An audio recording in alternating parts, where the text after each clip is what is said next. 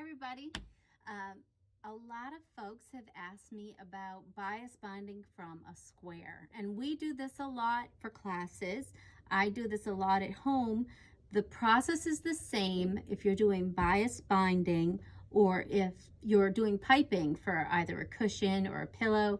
I make all of that the same way. I do not cut for the zillion strips and so. I like two seams. That's all I want to do. So this is how you do that. This is a cute little square I have.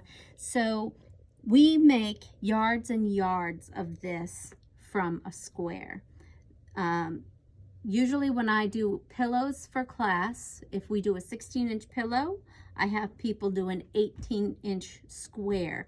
An 18-inch square will give you about 72 inches of piping, a 2-inch piping. So just to give you a little size reference there. We're starting with the square. Doesn't really matter what the dimensions of this are as long as it's a square.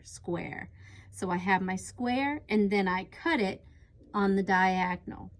Then I take my piece and I bring either the bottom to the top or the top to the bottom, and my point is it ends up looking like this.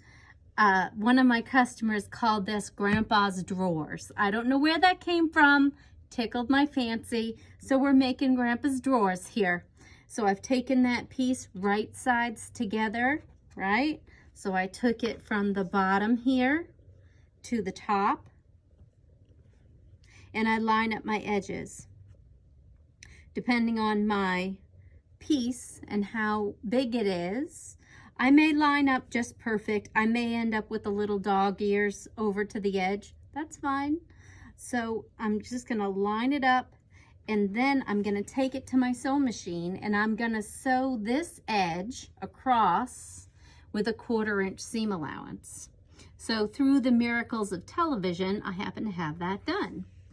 So I'm going to put that aside, and here's my piece. So it's the same square, right? And I did my little 1/4-inch stitch.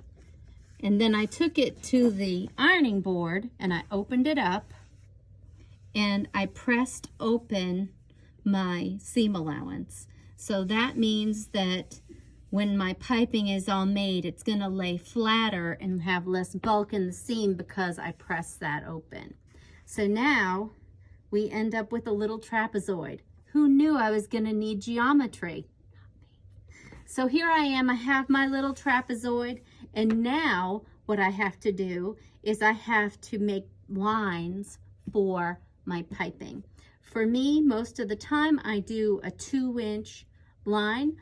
Today I'm making I'm making bias quilt binding, but the process is the same. So for here, so this is a bigger version of my little sample piece, and I've taken just a regular pencil because it's on the wrong side and it's a cut line. I'm not worried about using either a water soluble or a heat soluble pen because this is a cut line. No one's ever going to see it unless I really make a mistake, and then I'll start over. So here I take my piece and I start at the edge, and every 2 inches I draw a line all the way across my little trapezoid here. Might be a rhombus. Sorry, Mrs. Smith. Whatever the shape is, every 2 inches, I draw a line from one side to the other. If I run out of room, I'm just going to cut that piece off in the end. Not a big deal. So that part being done, we're going to come to the next stage. We're going to flip our piece right side up, and I'm going to bring my corners in, just like this. And what happens here are my lines come together. If I sewed these together like this and I cut them, I would have rings. I don't want rings. I want a spiral of beautiful binding. So what I have to do here is I'm going to take my 2 lines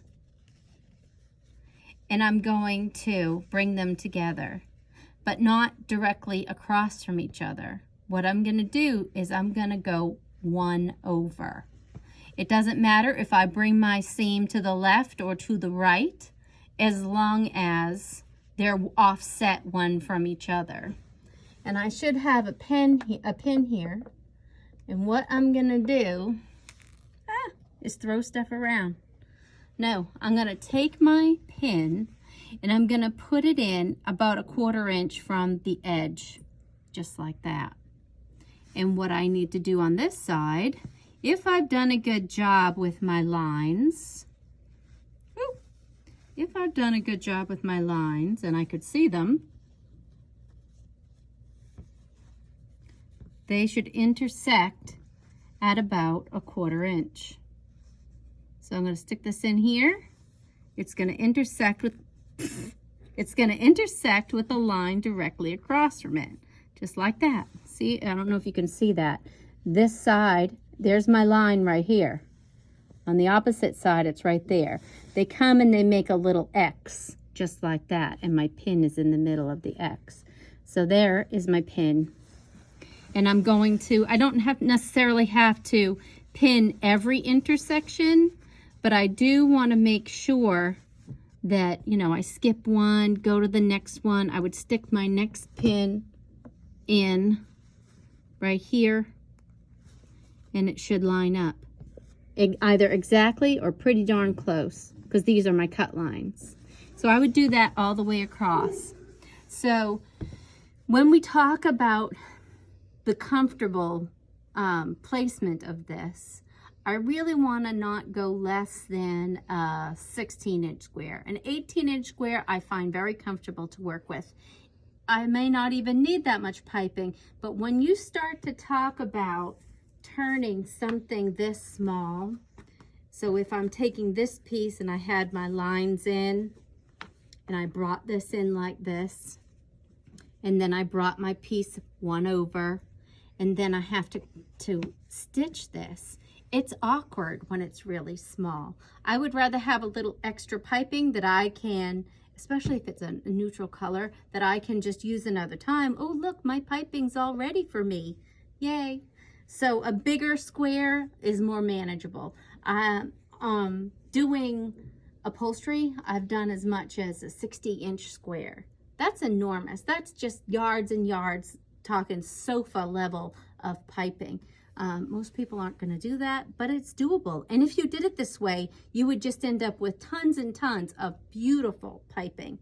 So now, that's when I would take this piece that I've pinned and I would go back to the sewing machine and I would do another 1/4 inch seam. Let's put that aside. And now here we go. Here's my other piece that I already went ahead and stitched that 1/4 inch and pressed it open. Look at these beautiful lines. Now those are my pieces that have moved 1 over. And what am I left with? I am left with a beautiful spiral that now I can take scissors. I wouldn't recommend using a rotary cutter unless it was a really big square. I can take my scissors now, if I had scissors, and I would just cut this all on that line. Hold on.